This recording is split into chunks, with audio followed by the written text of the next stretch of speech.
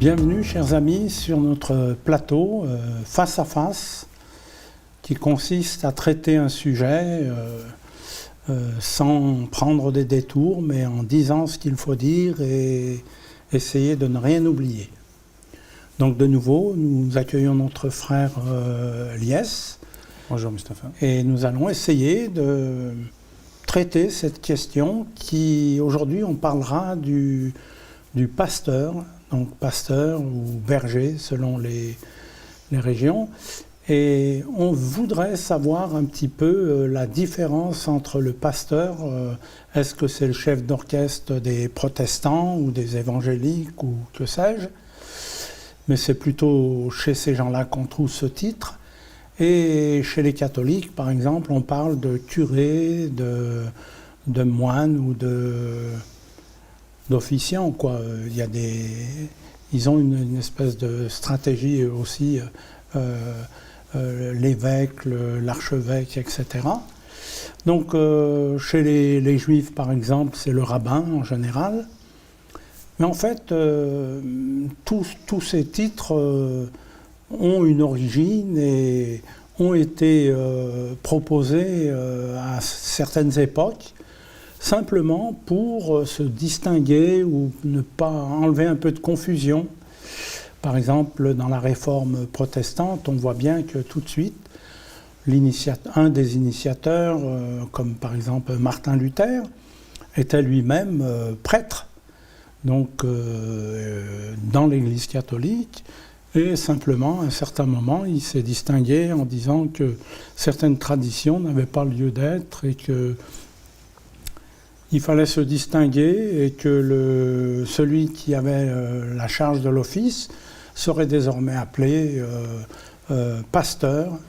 Et je ne sais pas s'il y a d'autres titres encore qui ont été donnés à cette époque, mais enfin, les choses évoluant, dans les milieux plutôt à tendance protestante, on dit le pasteur, c'est-à-dire le responsable principal. Et puis, il y a aussi les anciens, ça c'est les épiscopos à l'origine en grec, c'est-à-dire les anciens, ceux qui veillent aussi sur le troupeau. Donc, c'est un travail d'équipe, je pense, et je pense qu'il faut faire attention à ne pas trop mettre de galons sur les épaules d'un pasteur, parce que ça devient le chef d'orchestre qui mène la musique, mais on ne sait pas toujours où ça peut nous mener.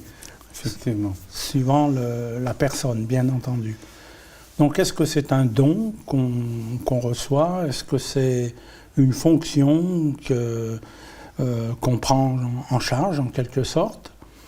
Est-ce que c'est tout simplement parce qu'on a un franc-parler ou un bon parler, je ne sais pas comment dire les choses, mais qui fait reconnaître en soi qu'on maîtrise la situation, qu'on est là à la disposition du troupeau pour en prendre soin.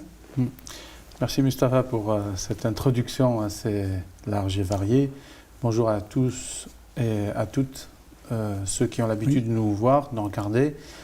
Et c'est vrai que le sujet d'aujourd'hui tourne autour du pasteur.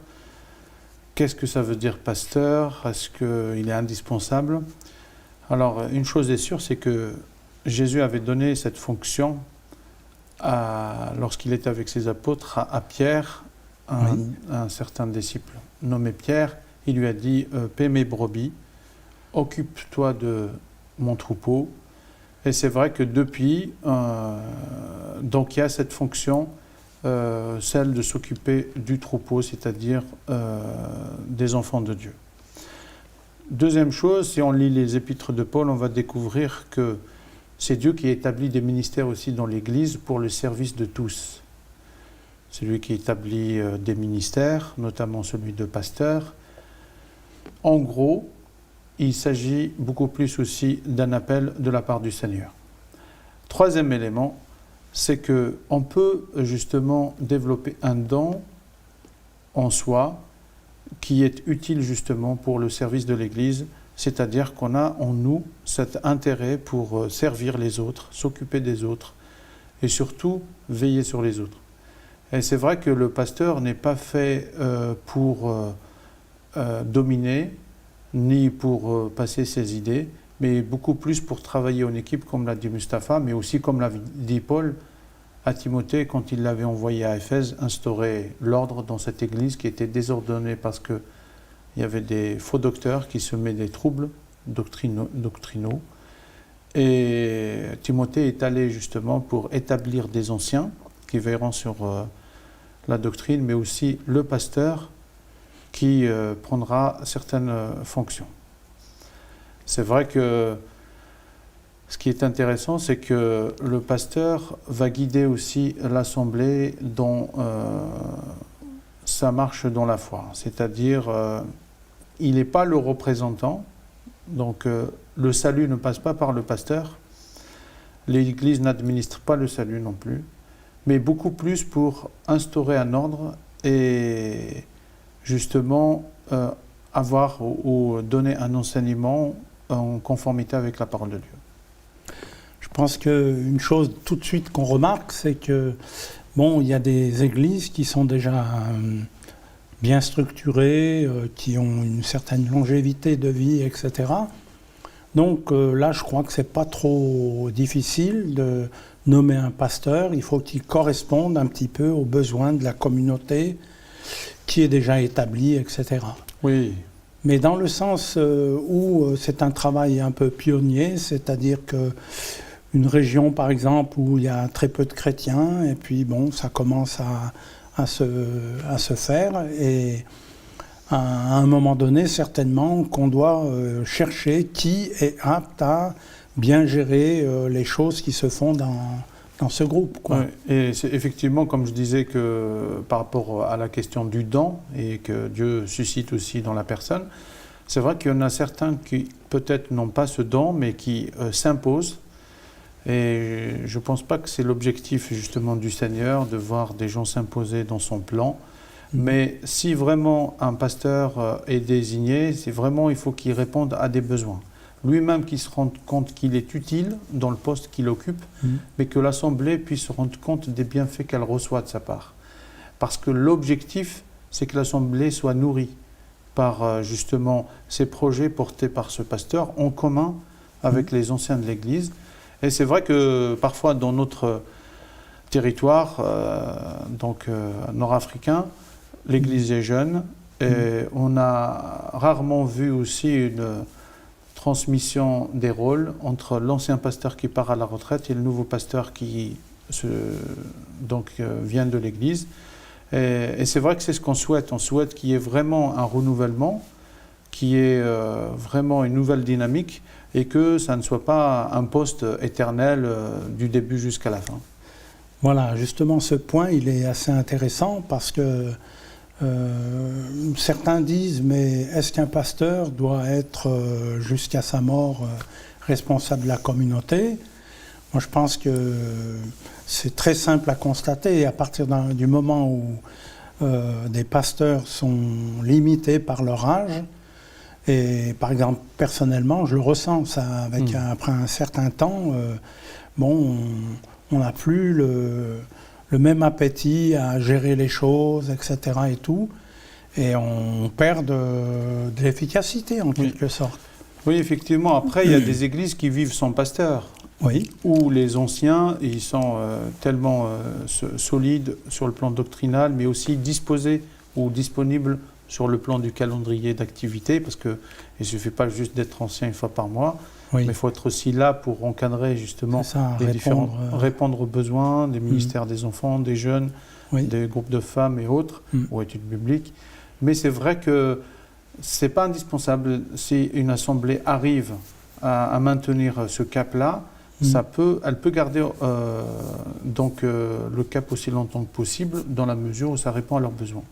Et il faut juste dire aussi qu'au final, que le pasteur n'est pas au-dessus des autres. Il n'est uniquement qu'un frère au même titre que les autres. Je dirais même mieux, nous sommes des pécheurs, sauvés par grâce comme la majorité, et on est tenu vraiment d'honorer vraiment notre tâche en étant autant que possible à la hauteur. C'est ça. Et c'est vrai que le bon berger que nous avons tous, qui est toujours avec nous. Oui. C'est le Seigneur Jésus lui-même, comme il le rappelle très bien dans Jean chapitre 10, qu'il est le bon berger, c'est celui qui donne sa vie pour ses brebis. Et c'est vrai que c'est ce qu'avait suggéré ou même annoncé le Seigneur par rapport aux bergers d'Israël, en l'occurrence ces prêtres à qui la fonction était donnée de conduire le peuple, mais qui ont failli. Et Dieu avait dit, je susciterai parmi vous mon berger, mon unique, qui vous montrera la voie. Donc, on peut dire, on peut remercier notre Seigneur de ce qu'il est notre berger au quotidien, de ce qu'il veille sur nous. Et c'est vrai que même parfois, peut-être nous ressentons une déception de la part de certains bergers qui peut-être nous ont oubliés. Comme on l'a dit, il faut se rappeler qu'ils sont frères, ils sont pécheurs, etc. Oui. Donc on peut compter sur le Seigneur, mais aussi voir de notre côté qu'est-ce qu'on peut apporter aux côtés de ce berger pour que l'Assemblée s'enrichisse. Les qualités essentielles aussi d'un berger, je pense notamment à savoir reconnaître ses torts, savoir reconnaître ses limites, savoir donner de son temps et de sa compétence dans tous les domaines pour aider à faire évoluer le troupeau, quoi. Oui, effectivement, parce que ce troupeau appartient au Seigneur. Bien entendu. Et le Seigneur lui a donné cette tâche. Et le Seigneur lui donnera aussi les moyens de mener à bien ce rôle. Et c'est vrai que ça peut lui arriver de chavirer, et de l'autre côté, il a besoin aussi du soutien de l'Assemblée, de prier. Oui. Donc de prier pour lui, et parfois même de sans doute le rappeler à l'ordre s'il le faut. Nécessaire, oui. Comme je l'ai dit, il n'est pas supérieur, donc il n'a pas plus de droits que nous tous. Il ne peut pas, donc, dans le sens, se permettre des choses. C'est-à-dire, si vous voyez votre pasteur sur une mauvaise voie, reprenez-le. Tout à fait, oui. Comme dit le verset, si tu vois ton frère tomber dans le péché, reprends-le, gagne-le pour la faveur de Dieu. Donc, et l'idée dans tout ça, pour en revenir au sujet principal, c'est de prendre soin des brebis. Le pasteur a un rôle de s'occuper des enfants du Seigneur. Moi, je dirais même les pasteurs, les bergers humains, doivent refléter un petit peu les qualités du berger par excellence, c'est-à-dire Jésus. Lui est le véritable berger. Il est dit qu'il nous connaît par notre nom et on connaît sa voix. Donc à partir du moment où on entend des choses bizarres ou autres, tout de suite on reconnaîtra que ce n'est pas la voix de notre berger. Oui. Et le berger par excellence, on finit par le connaître d'une manière intime à travers la lecture de la parole de Dieu. Jésus a partagé d'innombrables idées, d'innombrables concepts, d'innombrables conseils. Et je pense que si on veut ressembler à notre berger céleste, là je pense que les gens sans problème nous reconnaîtront comme berger. Savoir reprendre aussi, ça c'est une qualité qui fait défaut aujourd'hui. On laisse souvent aller les choses en se disant les choses vont aller mieux le lendemain. Mais je pense que l'autorité que Dieu nous confère consiste justement à dire les choses et à reprendre dans le troupeau tous les éléments qui sont soit perturbateurs, soit peut-être ignorants ou que sais-je. Et dès qu'on voit quelqu'un qui commence à se proclamer numéro 1, ceci, cela, ça commence à... Là, je pense qu'il faut faire attention. Et je pense qu'il faut toujours rester dans la dépendance du berger suprême qui vraiment veille sur nous. Effectivement, c'est de belles paroles que nous espérons être encourageantes pour ceux et celles qui nous suivent. Oui. Et surtout qu'ils puissent aussi revenir sur ce sujet, notamment dans leurs assemblées, à travers des études bibliques, pourquoi pas, pour mieux comprendre encore le sens du rôle du pasteur. Merci. Donc sur ces bonnes paroles, moi je dirais, approchez-vous du berger de votre communauté. Si vous êtes un électron libre, c'est-à-dire isolé soit par des questions géographiques et autres, soit parce que vous ne trouvez pas une église dans laquelle vous prospérez, dans laquelle vous évoluez dans la foi et que vous êtes bien nourri au niveau de la parole de Dieu, que vous pouvez poser les questions, n'importe quelle question, pour vraiment comprendre les choses. Et moi, je me souviens déjà tout jeune, j'avais un professeur de français qui disait « Si vous voulez apprendre, il faut d'abord comprendre. Si vous ne comprenez pas, vous ne pouvez pas apprendre. » Donc c'est un principe élémentaire, mais quand même qui a son pesant.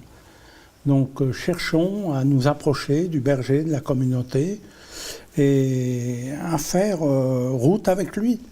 Poser les questions dans les choses simples comme dans les choses peut-être plus compliquées. C'est vrai qu'il y a des mystères qu'on ne comprendra jamais dans ce bas monde, mais Dieu nous prépare pour le rejoindre au moment venu. Amen. Donc merci pour votre attention et aussi votre compréhension, j'espère. En tout cas, n'hésitez pas à vous référer aux bergers qui sont dans votre entourage pour poser les questions qui sont encore obscures et progresser, avancer en progressant, et vous verrez que les choses s'éclaireront avec le temps. Que Dieu vous bénisse donc, et nous vous donnons rendez-vous dans une prochaine émission où on traitera probablement d'un nouveau thème. Que Dieu vous bénisse. Au revoir.